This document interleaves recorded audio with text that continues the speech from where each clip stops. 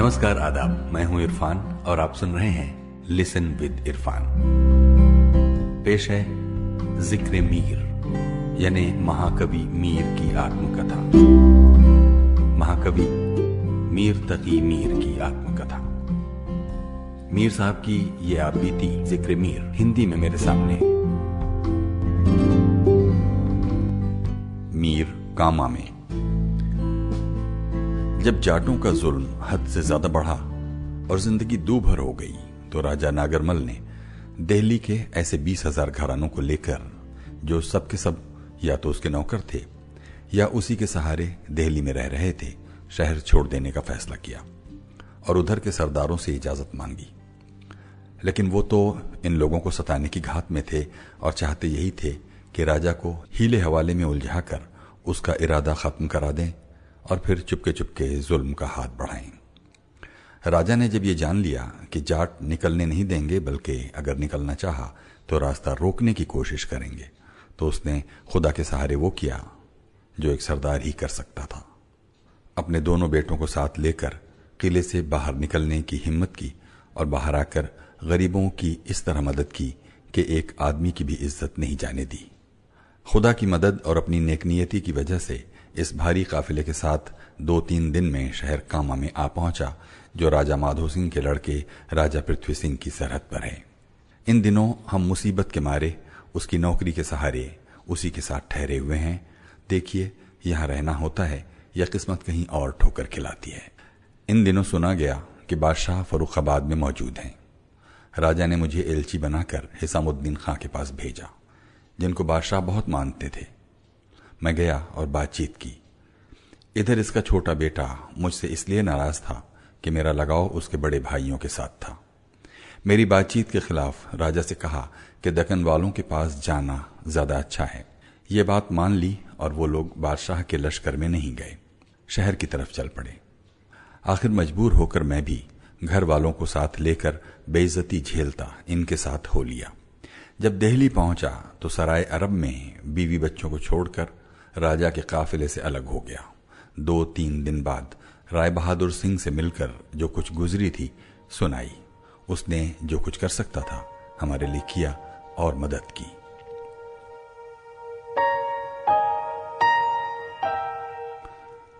ज़ाब्ता खां पर चढ़ाई। इन्हीं दिनों सिंधिया, जो मराठों का बड़ा सरदार है, आगे गया और बादशाह को अपने साथ लेकर शहर में आया। इसे अभी कुछ दिन भी न हुए थे कि मराठा सरदारों ने आपस में यह तय किया कि बादशाहों को साथ लेकर नजीबुद्दौला के लड़के ज़ाब्ता खां पर चढ़ाई करनी चाहिए। बादशाह ने अगरचे बहुत बहुत बीमारी का बहाना किया, मगर कुछ फायदा नहीं हुआ। इस सिलसिले में मैं भी शाही लश्कर के साथ सखर ताल गया। इन लोगों ने जाकर ज़ाब्ता खां को बिना लड़े भगा दिया और उसका सब कुछ हथिया लिया और बादशाह को 200 मरियल घोड़ों और फटे पुराने खेमों के सिवा कुछ न दिया। बादशाह मराठों की इस हरकत से बहुत बेदिल हुए, लेकिन करते तो क्या करते। मराठों के पास बल था और यहाँ न जोर था न दौलत।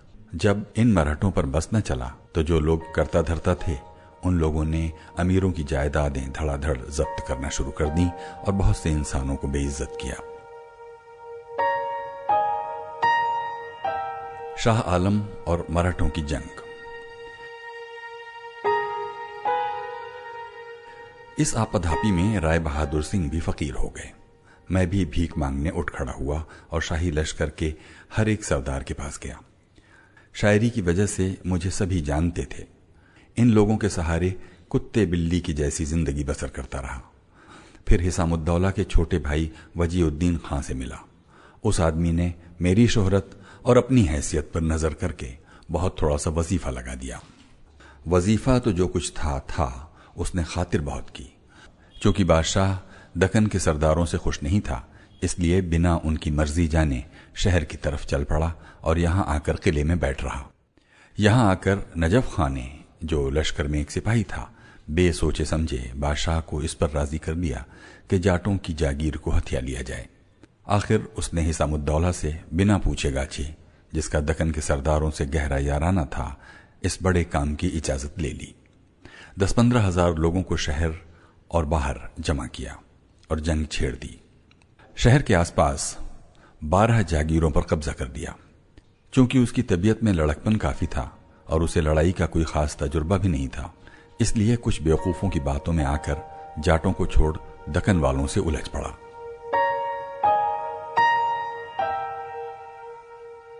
मराठों का सोच विचार।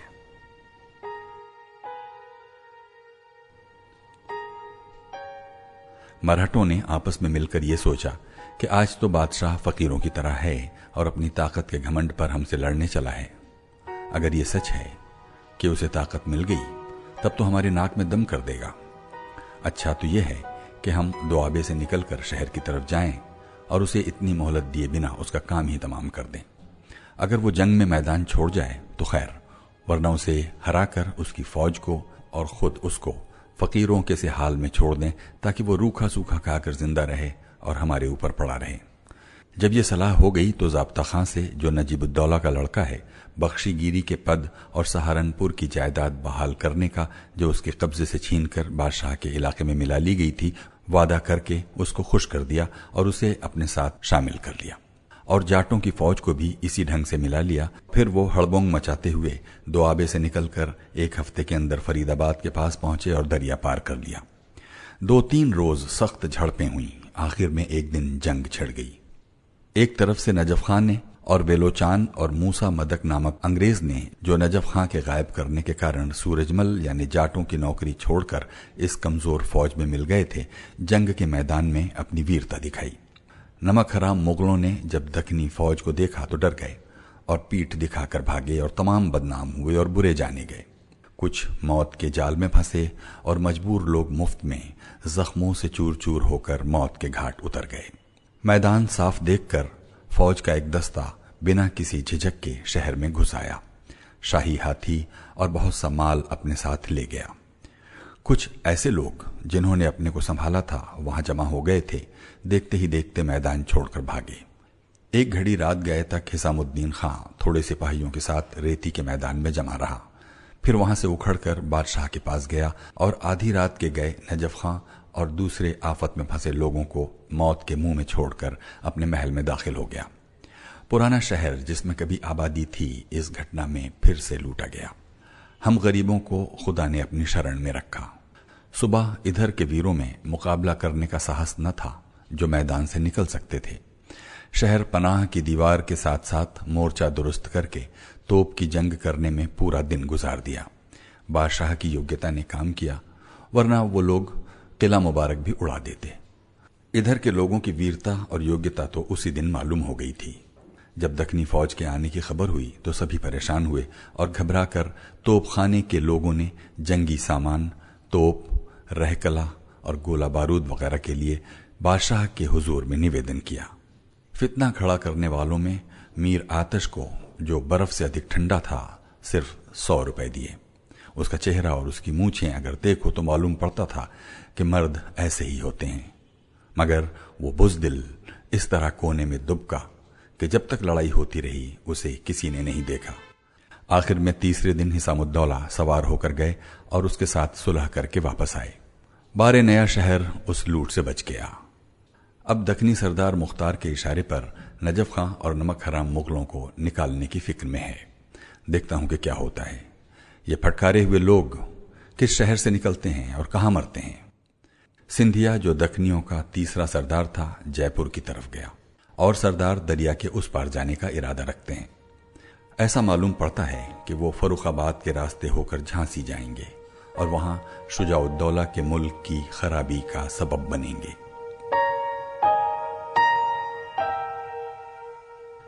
नजफ खां का दिल्ली से निकलना।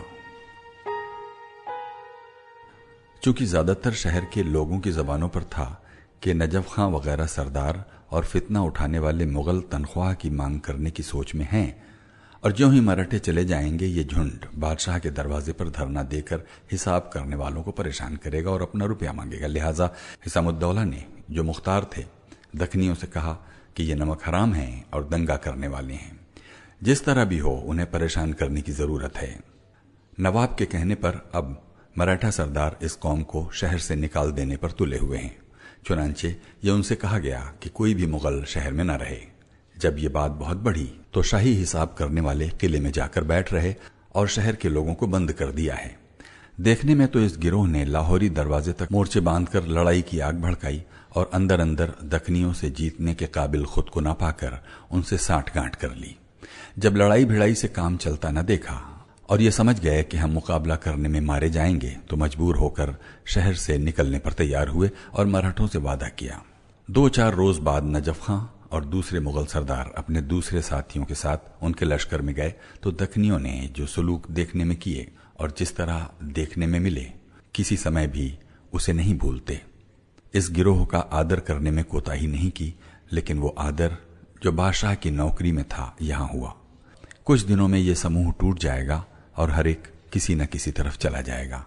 یہی تمام مشہور ہے کہ مراٹھے ان سب لوگوں کو اکبر آباد تک اپنے ساتھ میں ہی لے جائیں گے اور وہاں پہنچ کر ہی آگیا دیں گے کہ جو جس طرف جانا چاہے چلا جائے۔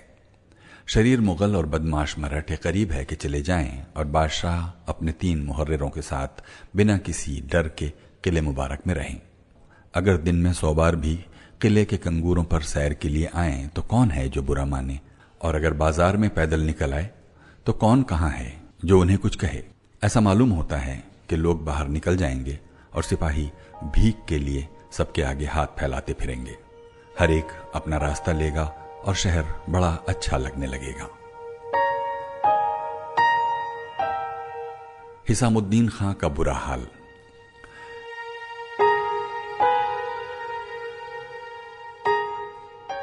نیا واقعہ یہ ہوا کہ جب دکنیوں نے نجف خاں کو ساتھ لے کر دریا کے اس پار جانے کا ارادہ کیا تو جسرانیوں کی مدد لے کر وزیر شجاع الدولہ حملہ کرتا ہوا اپنے صوبے اودھ سے فروخ آباد تک آ گیا اور مراٹھوں سے اس کا مقابلہ ہوا۔ چونکہ دکنی فوج کے سرداروں نے خود کو اس بھوکمپ کے مقابلے میں کمزور دیکھا، اس لیے مقابلہ نہ کر سکے۔ قریب 1 مہینے اسی طرح گزرے۔ آخرکار صلح کرنا چاہیے۔ وزیر بھی چونکہ بہادر تھا اس لیے اس نے بھی صلح کی پیشکش کو غنیمت ہی جانا اور سویکار کر لیا۔ آخر میں نجف خاں کو شاہی مختار بنا کر اپنے صوبے کو روانہ ہو گیا۔ دکنی اور پوروی بھی اپنا معاملہ اس پر چھوڑ کر اپنے قبضہ کیے ہوئے علاقوں میں چلے گئے۔ جب نجف خاں شہر میں داخل ہوا تو حسام الدولہ کا رنگ فک ہو گیا۔ 2-3 روز گھر میں دبکا چھپا بیٹھا رہا۔ اس کے بعد بادشاہ نے قلعے میں بلا کر اپنے تھوڑے سال کے حساب کے کاغذات مانگے اور اسے وہیں اپنی نگرانی میں رکھا۔ امجد الدولہ عبد الاحد خاں جو عبد المجید خاں کا لڑکا تھا، اس نے جو خاص شاہی کام کرنے والا تھا، راجہ ناگرمل کی تبدیلی کے بعد دیوانی خلیصہ کا خلعت پہنا اور شاہی مختار کار کے پد پر ہو گیا۔ آخر میں بادشاہ نے حسام الدین خاں کو جو مختار الملک تھا گرفتار کر لیا۔ پھر شاہی روپیہ اور مغلوں کی تنخواہ کے لیے 8 لاکھ روپے کے بدلے فتح خاں درانی وغیرہ کے حوالے کر دیا۔ وہ اسے قلعے سے اپنے گھر لے گیا۔ اب مغل مختار ہیں، چاہے تو اسے جان سے مار ڈالیں، چاہے تو اسے زندہ چھوڑ دیں۔ ایشامت اعمال قیامت بسر آورد، یعنی ہمارے نصیبوں کی خرابی نے یہ قیامت ڈھائی۔ جاٹوں کی لڑائی۔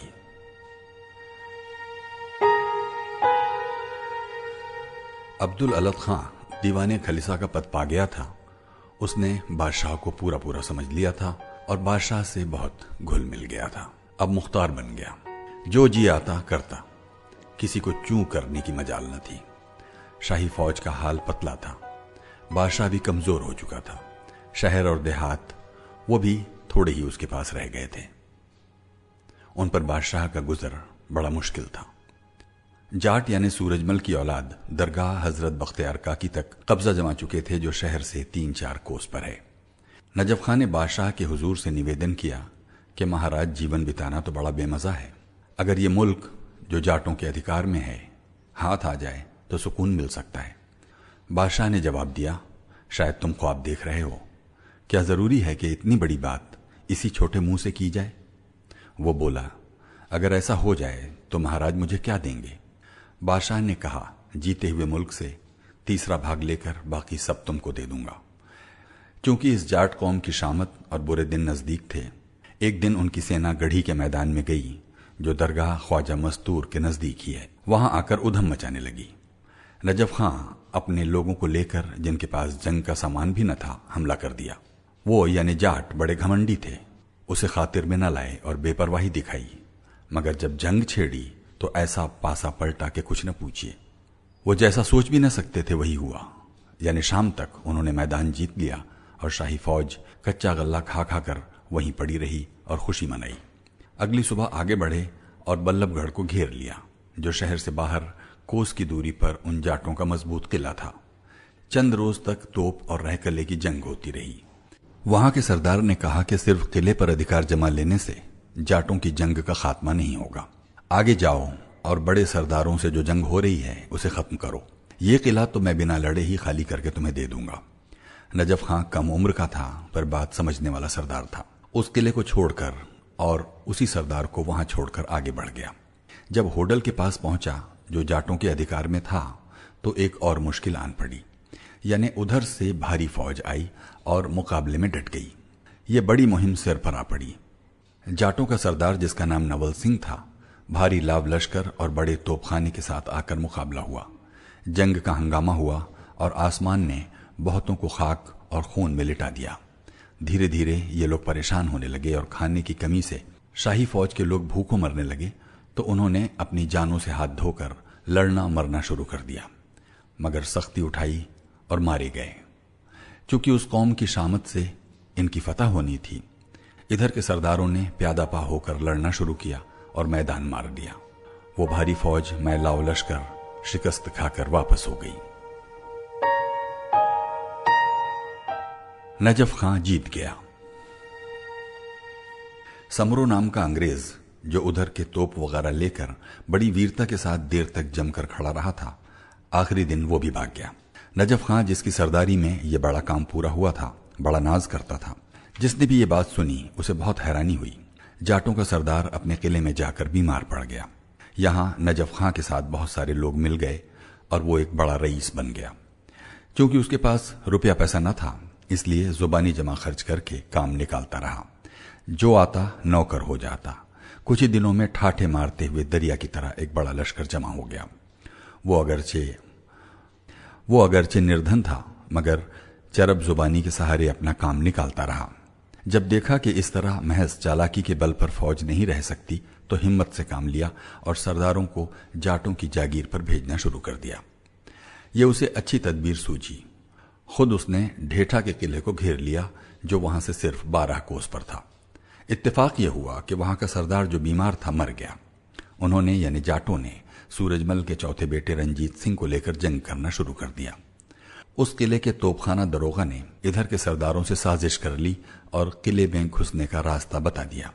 یہ لوگ حملہ کر کے اندر گھس گئے اور لوٹ مار کر کے انہوں نے بہت لابھ اٹھایا۔ ہر بے حیثیت کو بڑا سامان ہاتھ لگا۔ بہت سا اسباب اور بے شمار توپ خانہ نجف خان کو بھی ملا۔ اس فوج کے پیادے مالدار ہو گئے۔ 7-8 دن کی لوٹ مار کے بعد وہ قلعہ سردار کے حوالے کر کے آگے کوچ کیا۔ اب کمہیر کی طرف جانے کا ارادہ کیا جو اس کا دوسرا قلعہ تھا۔ رنجیت سنگھ جو اس قوم کا سردار ہو گیا تھا اس قلعے کو خالی کر کے جنگی ہتھیار سمیٹ کر بھرت پور چلا گیا جو ایک مضبوط قلعہ ہے۔ یہ لوگ اس شہر پر بھی قابض ہو گئے اور بہت سا مال اسباب سپاہیوں کے ہاتھ آیا۔ مجبور ہو کر جاٹوں نے صلح کا پیغام دیا۔ کشوری جو رنجیت سنگھ کی ماں ہے خود آئی اور صلح کی خواہش ظاہر کی۔ بھرت پور انہیں دے کر اور مہم کو پھر کسی وقت کے لیے ملتوی کر کے نجف خان آگرے آ گیا جو ایک مضبوط راجدھانی ہے۔ جاٹ اس پر قابض تھے۔ وہ یہاں کے قلعے کی جنگ میں لگ گیا۔ چونکہ نصیب اچھا تھا، تھوڑی سی مدت میں نقب لگا کر اس پر بھی قبضہ کر لیا۔ جو سردار جاٹوں کی طرف سے اس قلعے میں رہتا تھا اسے وعدہ کر کے نکال دیا اور وہاں کے لوگوں سے سلوک کیا۔ اس طرح تمام صوبے پر قابض ہو گیا۔ جسے چاہتا تھا وہاں کے محلات تنخواہ میں مقرر کر دیتا تھا۔ کچھ ہی دنوں میں اس تمام ملک کا مالک ہو گیا۔ ادھر کے سب راجوں اور زمینداروں کے کان کھڑے ہو گئے۔ اب اگر جاٹ کچھ گڑبڑ کرتے تو ایسی منہ کی کھاتے کہ پھر ادھر کا رخ نہ کرتے۔ جب نجف خان اس تمام ملک کا مالک ہو گیا اور اسے کامیابی نصیب ہو گئی تو عبدالاحد خان کے سامنے دون کی لینے لگا، یعنی اب سلطنت کا مدار ہی اس پر ہو گیا تھا۔ بادشاہ نے اس کے کہنے کے مطابق ملک کے تیسرے حصے کا سوال کیا تو اس نے حضور میں آ کر عرض کیا کہ یہ ساری فوج جو میرے ساتھ ہے تنخواہ کے طور پر میں نے اس کے آدمیوں میں ملک کو تقسیم کر دیا ہے۔ حضرت مجھ سے تیسرے حصے ملک کی قیمت نہ لیں۔ बादशाह को उसके झूठे वादों पर भरोसा न था। कहने लगा, इतना मुल्क छोड़ देना चाहिए। अब्दुल अहद खां की ताकत के आगे उसकी ये कलाबाजियां भी न चल सकीं। मजबूर होकर मुल्क के तीसरे हिस्से के महलात और मुख्तार अलग करके दे दिए और उसे मीर बख्शी गिरी का खिलत मिला और अमीरुल उमरा हो गया। कुछ दिनों के बाद बादशाह के हुजूर से इजाजत लेकर वो अकबराबाद यानी आगरा चला गया। अब्दुल अहद खां और सिख।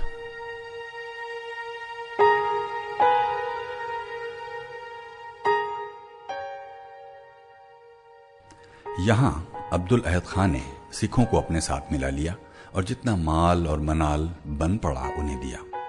फिर इस भारी फौज के भरोसे पर शहजादा फरकंदा अख्तर को लेकर राजा पटियाला पर हमला कर दिया।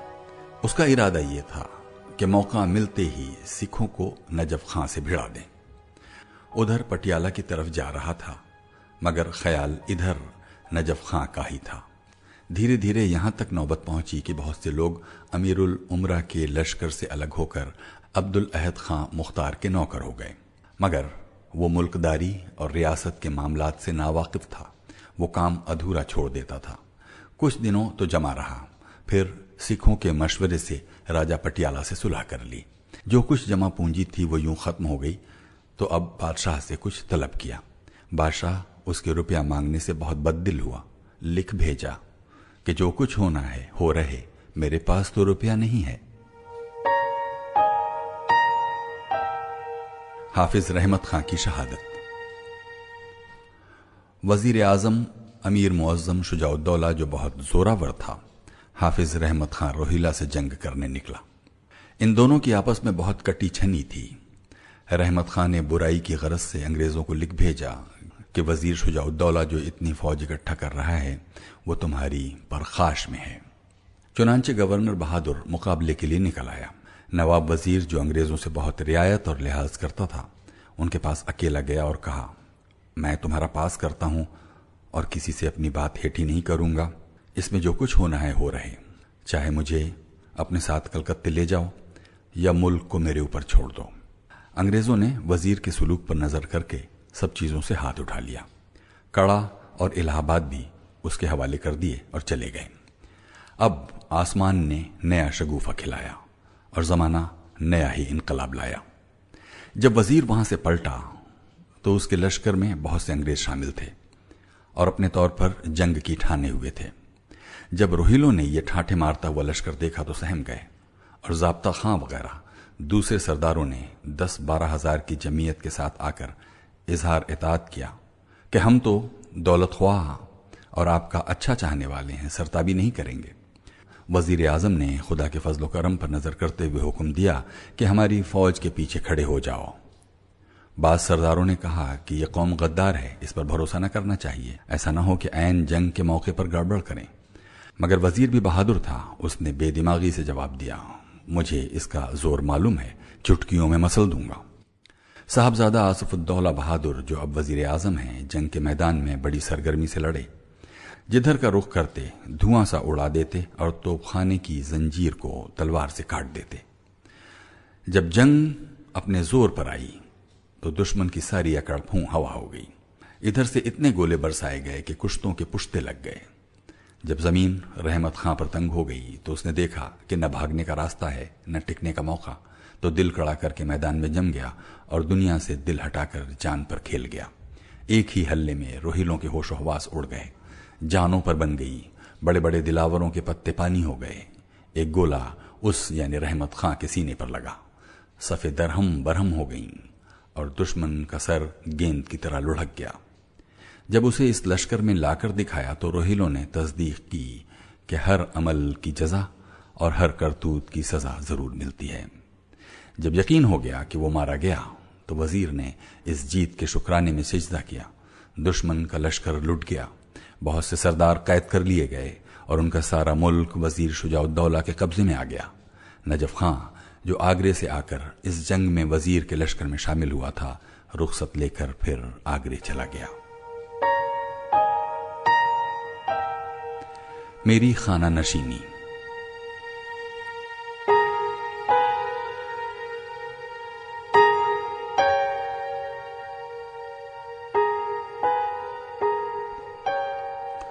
یہ فقیر یعنی میر ان دنوں خانہ نشین تھا۔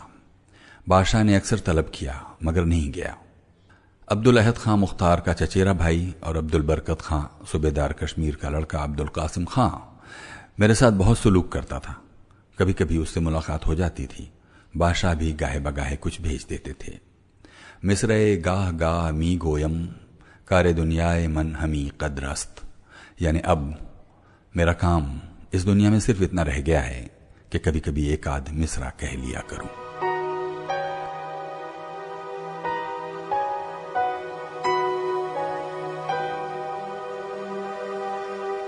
شجاع الدولہ کی وفات۔ اس بڑی جیت کے بعد وزیر اعظم امیر معظم نواب شجاع الدولہ بڑی شان و شوقت سے اپنے صوبے میں داخل ہوا، لیکن آسمان کی نظر تو اہل دنیا کی خرابی پر لگی رہتی ہے۔ اس شاندار سموہ کو بھی نظر کھا گئی، یعنی وہ بہادر اور لائق وزیر آب و ہوا کی تبدیلی سے ایسا بیمار پڑا کہ پھر اچھا ہو نہ سکا۔ بہت سے حکیموں اور انگریزوں نے علاج میں کوشش کی مگر کچھ فائدہ نہ ہوا۔ وزیر نے جب یہ دیکھا کہ بیماری بڑھتی ہی جا رہی ہے تو اپنے بڑے لڑکے نواب آصف الدولہ بہادر کو وزارت کی مسند پر بیٹھا دیا، جو بہت شائستہ کار، بہادر، سخی، فیاض، رحم دل اور نردھنوں پر نگاہ رکھنے والے ہیں۔ پھر اس دنیا سے کنارہ کر گئے۔ نواب کی موت کا غم سب کو بہت ہوا۔ یہ حادثہ بڑا سخت ہوا۔ اگر آسمان 1000 سال گھومتا رہے تب کہیں ایسا بہادر سردار پیدا ہوتا ہے۔ مختار الدولہ کی وفات۔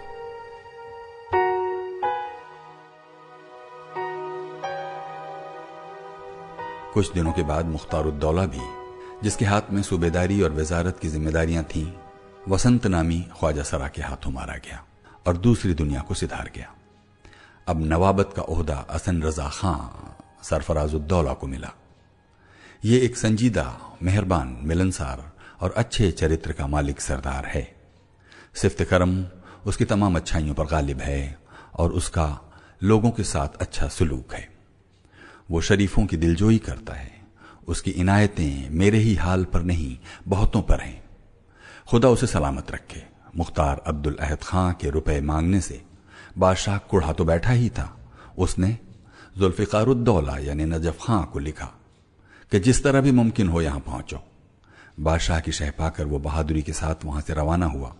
عبدالاحد خان یہ خبر سنتے ہی کہ امیر الامرا یعنی نجف خان آ رہا ہے، نہایت بدحواسی میں بادشاہ زادہ اور سکھوں کی فوج کو ساتھ لے کر بھاگم بھاگ آیا اور نجف خان کے شہر میں داخل ہونے کے 2 دن پہلے قلعے کا بندوبست اپنے ہاتھوں میں لے کر بیٹھ رہا۔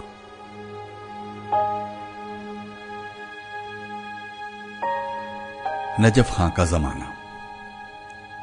جب یہ شور ہوا کہ ذوالفقار الدولہ آ گیا ہے تو بادشاہ نے اسی مختار عبدالاحد خان سے استقبال کو جانے کے لیے کہا۔